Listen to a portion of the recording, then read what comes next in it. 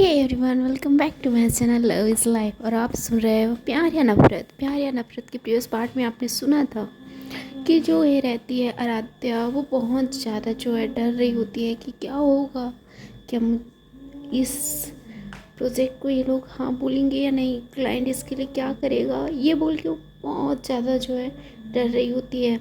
क्योंकि इसी प्रोजेक्ट से उसे इस जॉब के लिए हाँ या ना का जो है मंजूरी मिलेगा, इसलिए वो बहुत ज़्यादा डर रही होती है।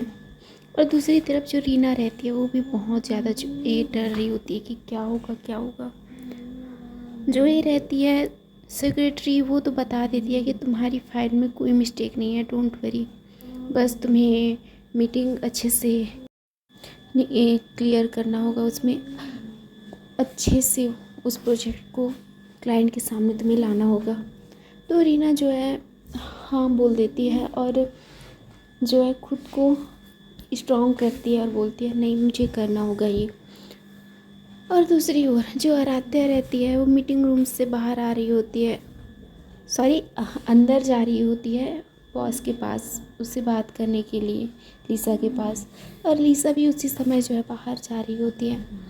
लीसा का ध्यान मोबाइल में रहता है और आराध्या जो है जल्दबाजी में इधर उधर देखते हुए वो जा रही होती है और गलती से उसका पैर जो है स्लिप हो जाता है और वो सीधा धड़ाम होकर लीसा के ऊपर गिर जाती है। और जो लीसा रहती है वो नीचे और आराध्या जो है उसके ऊपर। आराध्या जो है उसे देख रही होती है, उसके पसीने छूट रहे होते हैं, भाई अब क्या होगा, ये मुझे क्या करेगी, मेरे साथ क्या करेगी, ऐसे बोल के वो डरी रहती है। और लीसा भी उसे घूर के देख रही होती है। कुछ समय के लिए दोनों जो हैं एक दूसरे में ऐसे ही जो है जिस पोजीशन में थी उसी पोजीशन में रहते हैं। जो आराध्या रहती है वो लीसा को ऐसे देख रही होती है, तभी उसकी नज़र उसकी आंखों पर पड़ती है। उसकी आंखों पे वो देखते ही देखते वो खो जाती है। लीसा जो है जब देखती है कि उसे ऐसे देख रही है तो वो भी उसे वैसे देखने लगती है। तो ये दोनों जो हैं एक दूसरे को बड़े प्यार से देख रहे होते हैं। धीरे धीरे इन दोनों का आई कांटेक्ट हो जाता है और जो ये रहती है आराध्या, वो सब कुछ भूल जाती है। और उधर से जो ये रहती है लीसा, वो भी सब कुछ भुलाकर उसे ऐसे पागलों की तरह देख रही होती है। लीसा जो है मन ही मन सोच रही होती है, यार ये कितनी खूबसूरत है, इसकी खूबसूरती पहले भी इतनी खूबसूरत थी, आज भी इतनी खूबसूरत है। और जो लीसा की मन ही मन सोचना उसे थोड़ा अजीब भी लग रहा होता है, लेकिन उसकी नज़र उसकी आंखों से हट ही नहीं रही होती है। और जो आराध्या रहती है वो भी उसे वैसे ही देख रही होती है और उसे थोड़ा अलग रखता है, उसे अलग सी फीलिंग आने लगती है। वो मन ही मन सोचती है, यार ये बॉस इतनी ज़्यादा खूबसूरत है क्या, हाय, लेकिन मैंने इनको पहले देखा है क्या। इसकी आंखों में देखने से ऐसे लगता है कि मैं इसे पहले से जानती हूँ, क्या मैं इसे पहले से जानती हूँ। ऐसे वो अपने दिमाग में सोच रही होती है, दिल में कुछ और दिमाग में कुछ और, इस दोनों के जंग में वो कंफ्यूज हो ही रहती है। और जो सेक्रेटरी रहती है वो उधर से आ रही होती है और उसके अचानक से उसके हाथों से जो है फाइल गिर जाता है, तो उसके शोर से ये दोनों जो हैं होश में आ जाते हैं। और जो आराध्या रहती है वो उसके बॉस मतलब लीसा के ऊपर से उठ जाती है और लीसा भी खड़े हो जाती है। और जो सेक्रेटरी रहती है वो उसका ध्यान इन दोनों पे नहीं रहता, वो अपनी फाइल उठाती है। तो जो लीसा रहती है वो घूर के आराध्या की तरफ देखती है। आराध्या जो है अपना सर नीचे करते हुए बोलती है, सॉरी मैम, एक्चुअली मेरा पैर स्लिप हो गया था, इसलिए मैं गिर गई थी। तो लीसा बोलती है, तुम देख के नहीं चल सकती हो क्या।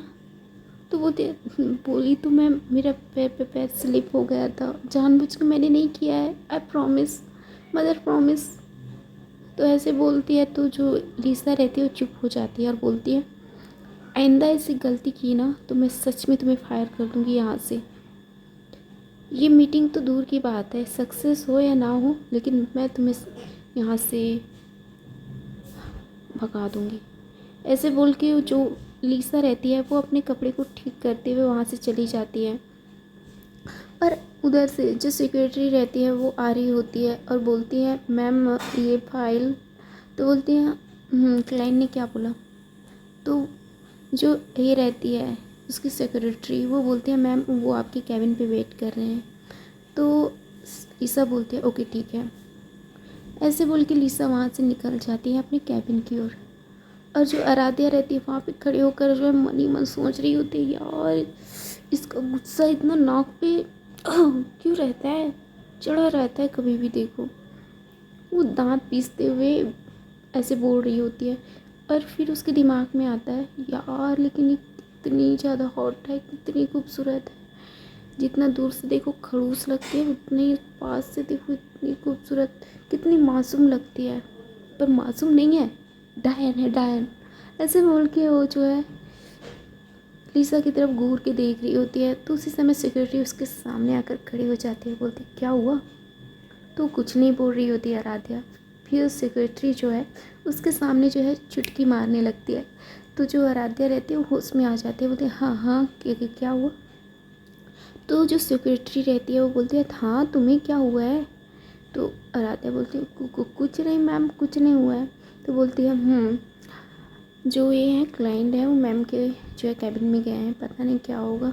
डोंट वरी, तुमने मीटिंग जो है अच्छे से संभाला है तो हो सकता है इसके लिए वो हाँ बोल दें। तो जो ये रहती है आराध्या बोलते हैं मैं भी यही सोच रही हूँ। ऐसे बोल के वो जो है अपनी चेयर की तरफ बढ़ जाती है, मतलब उसके कैबिन की तरफ। और वो मन ही मन सोच रही होती है यार क्या होगा क्या होगा क्या होगा। दूसरी तरफ जो लीसा रहती है उसे पता चल जाता है कि ये प्रोजेक्ट उसे मिल गया है। तो बहुत खुश हो जाती है और बोलते हैं thank you so much sir. तो वो लोग बोलते हैं नो मैम, इतनी अच्छे से आपने जो प्रोजेक्ट बनाया है बहुत अच्छे से बनाया, बहुत ही अच्छे से आपकी जो ये उसने समझाया है। सो इसके लिए तो हम ना बोलकर अपना ही जो है नुकसान नहीं करना चाहते। ऐसे बोल के वो स्माइल करने लगते हैं। जो ये रहती है लीसा वो बोलते हैं ओके ठीक है and once again thank you. तो जो क्लाइंट रहते हैं इट्स ओके मैम ऐसे बोल के वहाँ से चले जाते हैं। और जो ये रहती है सेक्रेटरी उसे जो है लीसा कॉल करती है। तो सेक्रेटरी जो है लीसा के कैबिन में आ जाती है, बोलते हैं मैं मैम। तो लीसा बोलते हैं कम इन।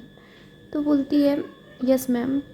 लीसा बोलती है हाँ उसको बता दो कि क्लाइंट ने हाँ बोल दिया है, लेकिन अभी मत बताना, रुको पहले रीना का देख लेते हैं। तो उसके बाद जो ये रहती है सेक्रेटरी वो बोलती है यस मैम। उसकी मीटिंग का टाइम 5 मिनट बाद है तो उसे बता दो जाकर। तो सेक्रेटरी बोलती ओके मैम ठीक है। तो उसके बाद वो वहाँ से चली जाती है रीना के पास। रीना जो है अपने जो है चेयर पे बैठकर उस फाइल को घूर घूर कर देख रही होती है। तो सेक्रेटरी उसके पास जाती है, बोलती क्या हुआ तुम ऐसे फाइल को देख क्यों रही हो घूर कर। तो रीना बोलती है कुछ नहीं मैम, मैं सोच रही हूँ क्या होगा इस मीटिंग में। तो सेक्रेटरी बोलती है डोंट वरी, जो भी होगा अच्छा ही होगा। वैसे भी इसमें तुम बेटर परफॉर्म भी करोगी ना तो मैम तुम्हें यहाँ से नहीं निकालेगी, don't worry it's okay okay. तो बोलते हैं यस मैम। तो वो बताती है ओके 5 मिनट बाद तुम्हारी मीटिंग है, तुम जाओ मीटिंग एरिया में, वैसे भी क्लाइंट आने वाले होंगे। तो रीना बोलती है ओके मैम। ऐसे बोल के रीना जो है मीटिंग एरिया की तरफ चली जाती है और दूसरी तरफ क्लाइंट भी आ जाते हैं। तो लीसा भी वहाँ से निकल जाते हैं मीटिंग एरिया की तरफ। सभी जो है क्लाइंट और जो रीना रहती है वो भी वहाँ पे खड़ी हो जाती है। और जो लीसा रहती है वो वहाँ पे आती है और चेयर पे बैठ जाती है। तो जो रीना रहती है वो फाइल के बारे में और इस प्रोजेक्ट के बारे में बहुत सारी डिटेल उनको बताती है। जो क्लाइंट रहते हैं वो ध्यान से सुन रहे होते हैं। बीच बीच में जो रीना रहती है मिस्टेक कर रही होती है। तो लीसा जो है वो इसको संभाल लेती है, बीच बीच का जो मिस्टेक रहता है उसे कवर कर रही होती है। तो जो क्लाइंट रहते हैं वो बोलते हैं प्रोजेक्ट तो अच्छा है, लेकिन क्या ये हमारे बिजनेस के लिए फ़ायदा कराएगा या नुकसान, इसमें तो ये चीज़ आपने नहीं बताया है। तो लीसा बोलती है डोंट वरी मिस्टर सक्सेना, ये बिज़नेस के लिए फ़ायदेमंद ही होगा, एंड डोंट वरी, मैं इसके लिए जो है आपको भरोसा देती हूँ। तो मिस्टर सक्सेना बोलता है ओके मैम, अगर आप बोल रही हो तो ये इस प्रोजेक्ट के लिए हम हाँ कर रहे हैं। ऐसे बोल के जो ये रहता है मिस्टर सक्सेना और बाकी जो क्लाइंट रहते हैं वो सभी लीसा से हाथ मिलाते हैं, बोलते हैं ओके ठीक है। ऐसे बोल के वो निकल जाते हैं। तो जो रीना रहती है वो लीसा की तरफ देखती है, बोलती है मैम, तो लीसा बोलती है डोंट वरी, तुम्हारा जॉब वही रहेगा, लेकिन मैंने जो कहा है वो भी होगा, तुम्हारी सैलरी मैं बढ़ा रही हूँ, डोंट वरी। हाँ अच्छा परफॉर्म तो किया है तुमने, पर उतना ख़ास नहीं, बीच बीच में बहुत ज़्यादा मिस्टेक किया है, इसके लिए मैं तुम्हें एक सजेशन देना चाहूँगी। तो रीना बोलती है यस मैम। तो जो लीसा रहती है बोलती है खुद में जो है इतना जोश रखो, इतना भरोसा खुद के ऊपर रखो कि तुम सामने वाला को ये मत जताने देना कि तुम कमज़ोर हो या तुम ये नहीं कर पाओगी, तुम ये कर पाओगी, ये तुम हमेशा ध्यान रखो। तो रीना रहती है वो सर हिलाती हुई बोलती है ओके मैम। तो लीसा वहाँ से निकल जाती है और रीना बहुत ज़्यादा खुश रहती है, चाहे उसे प्रमोशन तो नहीं मिला, लेकिन ये बहुत बड़ी बात है कि उसे सैलरी डबल मिल रही है, मतलब उसकी सैलरी बढ़ रही है, इस बात से बहुत ज़्यादा खुश होती है। और वो जाती है अपने चेयर में और बैठ जाती है और जो है भगवान को प्रे कर रही होती है, thank you God, thank you so much, ऐसे बोल के वो गॉड को प्रे कर रही होती है। और दूसरी तरफ जो लीसा रहती है वो बोलती है सेक्रेटरी से तुम्हें छुट्टी चाहिए था ना, तो बोलती है यस मैम, तो ठीक है तुम जा सकती हो। तो सेक्रेटरी बोलती है क्या आप सच में मैं जा सकती हूँ मैम, मेरा मतलब है क्या सच में मैं जा सकती हूँ। तो लीसा बोलती है मैंने एक बार बोला है, बार बार मुझे बोलने की आदत नहीं है, अगर तुम्हें जाना है तो जाओ, नहीं जाना है मत जाओ। तो सेक्रेटरी बोलती है ओके मैम। तो लीसा बोलती है और एक ईमेल जल्दी से रेडी करो और आराध्या के पास भेजो। तो सेक्रेटरी बोलती है ओके मैम, पर क्या। तो बोलती है उस ईमेल में क्या लिखना होगा मैम। लीसा बोलती है सेक्रेटरी के पोस्ट के लिए आराध्या को चॉइस किया गया है, ये लिख दो और आराध्या के पास ये ऑर्डर भेज दो। तो सेक्रेटरी बोलती है ओके मैम। तो उसके बाद जो सेक्रेटरी रहती है वो थैंक यू बोलती है और स्माइल करते हुए वहाँ से निकल जाती है। स्माइल वो इसलिए कर रही होती है क्योंकि उसे इस जॉब से छुटकारा चाहिए था, क्योंकि उसका शादी स्टार्ट होने, मतलब उसका शादी का जो है फंक्शन वो स्टार्ट होने वाला था नेक्स्ट वीक से। सो वो अभी इस्तीफ़ा ऑर्डर देना चाहती थी, लेकिन मैम ने उसे एक दिन का टाइम दिया था, जो है आज का दिन, अभी आधे दिन का। सो इस आधे दिन में वो अपना सारा काम निपटाना चाहती थी।